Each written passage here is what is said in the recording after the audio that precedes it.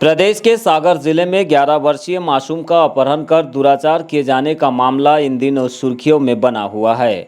घटना के विरोध में एससी एसटी और ओबीसी संगठनों के द्वारा निरंतर आरोपी के विरुद्ध सख्त कार्रवाई के लिए प्रदर्शन किया जा रहा है।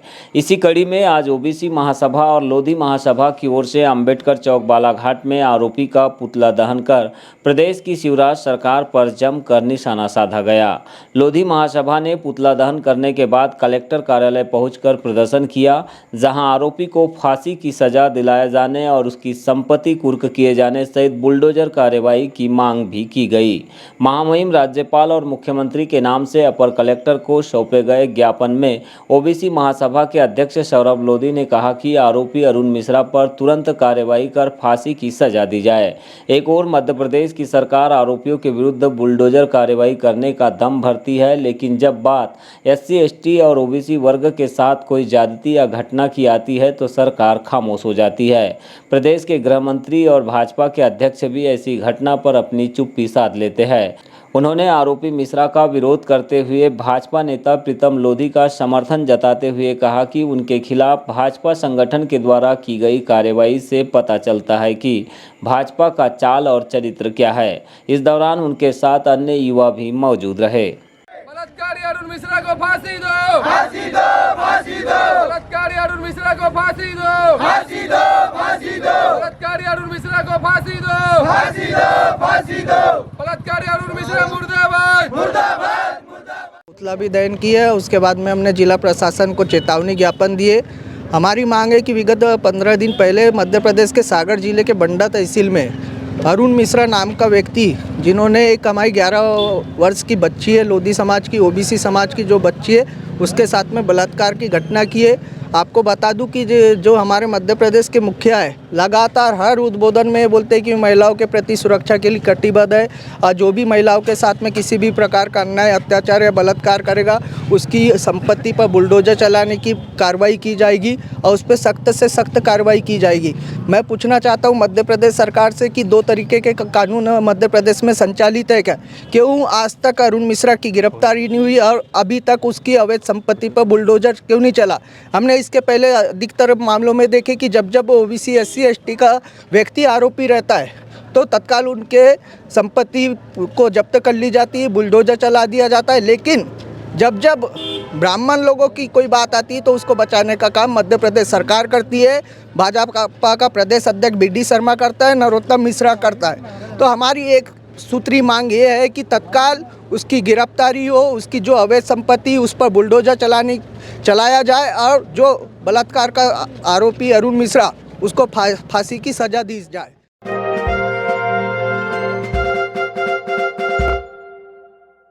देश के सम्मान में, मैदान में, भारत माता की जय, भारत माता की जय। कलेक्ट्रेट कार्यालय बालाघाट में GSU के नेतृत्व में सीनियर आदिवासी बालक छात्रावास उकवा के बच्चे बड़ी संख्या में एक शिकायती ज्ञापन लेकर पहुंचे हुए हैं।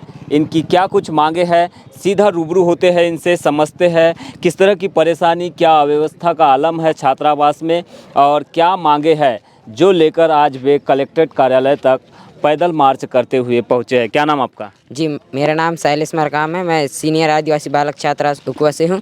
सर जी, हमारा समस्या ये है कि हमारे जो अभी नए अधीक्षक हैं वो हमको पूरी तरह से सुविधाएं प्राप्त नहीं किए जाते और यहाँ तक कि खाने पीने में बहुत कमी किया जाता है और यहाँ तक कि एक दिन हमारे साथ नहीं रहते थे और क्या कहते हैं, जो कुछ भी परेशानी होती है वो हमारे चपरासी अंकल लोग संभालते हैं और सर एक दिन हमारे साथ नहीं रहते। और अच्छा, नए अधीक्षक जो आए हैं ये कब ज्वाइन किए हैं आपके छात्रावास में? 12 अगस्त के दिन सर। अच्छा, इसके पहले कौन थे? जी, स्वामी कुमार कावरे सर थे हमारे।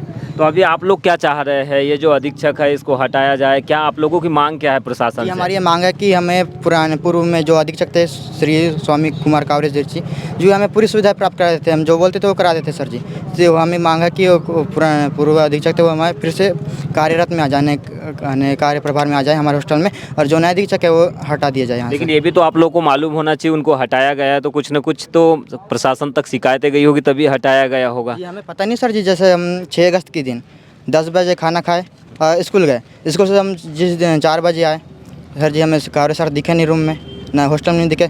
उस दिन से 12 अगस्त तक हमें कोई पता नहीं चला था कि ये कावरे सर क्या हुआ है, कहाँ गए हैं। ऐसा 9 अगस्त तक तो हमारे कर्मचारी और ये हमारे छात्र नायक वो हॉस्टल को संभाले। जी सुनील उइके। सुनील भाई, ये बताएंगे जिस तरह की ये छात्रों की मांगे हैं और आप लोगों के जीएसयू ऑर्गेनाइजेशन के माध्यम से ये लोग कलेक्ट्रेट कार्यालय पहुँचे, तो आप लोग क्या चाहते हैं, आप क्या मांग कर रहे हैं शासन से, प्रशासन से? देखिए सर, हम लोग विद्यार्थी हैं, ये सारे बच्चे विद्यार्थी हैं और इनको राजनीति से कोई मतलब नहीं है। सिंपल सा है इनका जीवन है, इनको सुबह अच्छा खाना मिले, अच्छा पढ़ने मिले और शाम को अच्छा सोना मिले। बस यही वो चाहते हैं ताकि अपना जो आने वाला भविष्य है उसको अच्छे से अच्छा बना पाएँ। लेकिन आखिर ऐसा क्यों हो रहा है लगातार, और बालाघाट ज़िले में ऐसा क्या हो गया है अचानक इन पिछले 1 वर्षों से देखा जा रहा है। हर हॉस्टल की एक ही कहानी है, बच्चियों के साथ शोषण, लड़कों के साथ जातिगत गालियाँ, आदिवासी छात्राओं के साथ ऐसा सलूक किया जा रहा है, उनके साथ छेड़छाड़ किया जा रहा है। एक बच्ची एक्सपायर हो चुकी है एकलव्य स्कूल उकुआ की, आज तक पता नहीं है, उसको कोई मुआवजा नहीं मिला, उसके पिताजी को कोई मुआवजा नहीं मिला।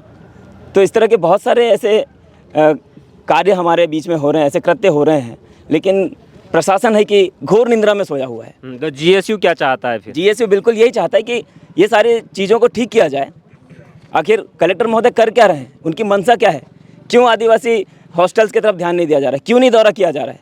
किसी भी एक व्यक्ति को भेज दिया जाता है, जांच के नाम पे लीपापोती कर दी जाती है और उसके बाद बात जहाँ की वहाँ हो जाती है। ये ऐसा कब तक चलेगा, ये हमारा सवाल। तो ये तमाम छात्रों को और जेएसयू के ऑर्गेनाइजेशन के जो पदाधिकारी है उनको आप सुन रहे थे कलेक्ट्रेट कार्यालय से। इनका साफ तौर पर कहना है कि जिस तरह की अव्यवस्था है आदिवासी और अन्य छात्रावासों में देखने मिल रही है, इसकी सूक्ष्मता से जो है प्रशासन जांच करे, अवलोकन करे, निरीक्षण करे और जहां तक हो सके तो कलेक्टर के माध्यम से इन सभी छात्रावासों में जो सुविधाएं उपलब्ध है यहाँ पर उनका भी निरीक्षण हो, उसकी भी जांच हो, जिससे कि सच्चाई जो है सामने आ जाए। यही मांग यहाँ के छात्र कर रहे हैं और जेएसयू ने भी यही मांग प्रशासन से की है।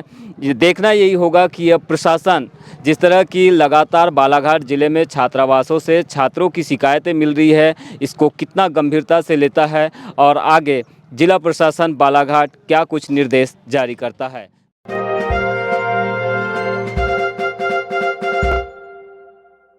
बालाघाट शहर को आदर्श बनाने का संकल्प लेकर कार्य कर रही नवनिर्वाचित नगरपालिका अध्यक्ष भारती ठाकुर ने 22 अगस्त को इंजीनियर्स के साथ बैठक की।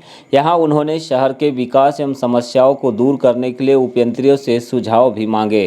बैठक में नगरपालिका अध्यक्ष के अलावा उपाध्यक्ष योगेश बिसेन, समीर जायसवाल, रैना सुराना, श्वेता जैन, वीना वर्मा और अन्य पार्षद भी मौजूद रहे। इंजीनियर्स ने हनुमान चौक में जलभराव की गंभीर समस्या पर ड्रेनेज सिस्टम, भवन नक्शा पास करने की प्रक्रिया का सरलीकरण, बड़े कुओं में वाटर हार्वेस्टिंग, नाली निर्माण के दौरान ड्रेनेज सिस्टम के लिए होल पास, गुजरी बाजार में मल्टी स्टोरी पार्किंग, कॉलोनियों में चौड़ी रोड एवं गार्डन के लिए छोड़ी गई भूमि का उपयोग अन्यत्र न किए जाने सहित यातायात व्यवस्था को सुगम बनाने के मुद्दों पर विस्तृत चर्चा की। स्वच्छ और मॉडल शहर की परिकल्पना को वो साकार करना चाहते हैं। उन्हीं के संकल्प को ध्यान में रखते हुए हमने यहाँ इंजीनियर्स की बैठक अपने नगर पालिका परिसर में रखी और सभी इंजीनियर्स भाइयों से हमने इस विषय पे चर्चा की कि कैसे बालाघाट शहर को विकास की दिशा में अग्रसर किया जाए और एक आदर्श शहर के रूप में इसकी पहचान स्थापित की जाए, जिसमें हमें सभी हमारे इंजीनियर्स भाइयों के अलग अलग सजेशंस मिले, सुझाव, कहीं उन्होंने अपनी समस्याएं भी बताईं और हमने भी नगर पालिका परिषद की ओर से उन्हें पूरा आश्वासन दिया कि उन्हें काम करने में किसी भी प्रकार की समस्या हो, परेशानी हो तो उसमें हम उनकी हर समस्या परेशानी को दूर करने में अपना पूरा योगदान देंगे। इस बैठक में हमारे अधिकांश पार्षद भाई बहनें उपस्थित थे, जिनकी उपस्थिति में ये बैठक हुई।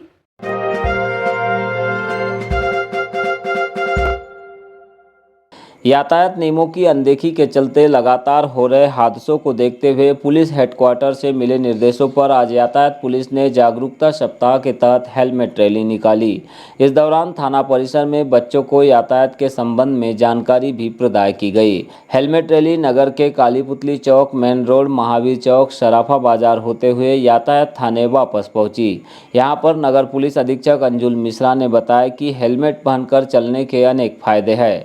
सिर्फ यातायात यातायात नियमों का ही पालन नहीं होता है बल्कि वाहन चालक की सुरक्षा भी होती है, जिससे दुर्घटनाओं में कमी भी आती है। इस दौरान थाना प्रभारी भरवेली नीरज मेढ़ा, ग्रामीण थाना प्रभारी प्रदीप खन्ना, यातायात प्रभारी शैलेश यादव सहित यातायात पुलिस के जवान मौजूद रहे।